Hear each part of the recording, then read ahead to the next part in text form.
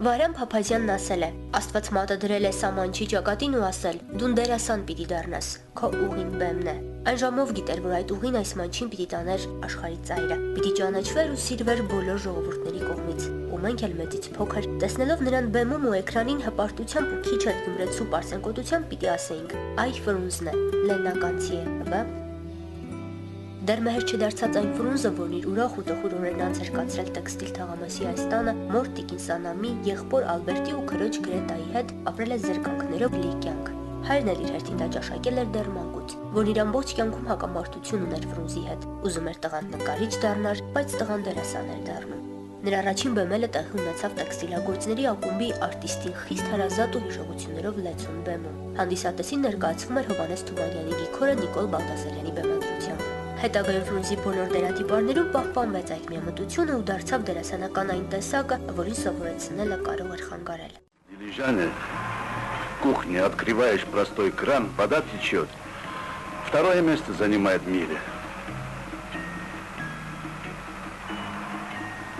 А первое в Ереване, да? Не, Сан-Франциско. Նրա անկեղծությունը ճշմարիտ խաղն էր, որը խմորվում էր երակներում, զարկում սրտին ու դուրս շայթքում հորդաբուխ ու ազնիվ վայրիվերումներով։ Что я согласен. До свидания. Но учтите, обычай требует, чтобы все было натурально. Никто ничего не знает. Невеста будет сопротивляться, брыкаться, даже кусаться, звать милицию, кричать: я буду жаловаться бабком. Но вы не обращайте внимания. Это старинный, красивый обычай.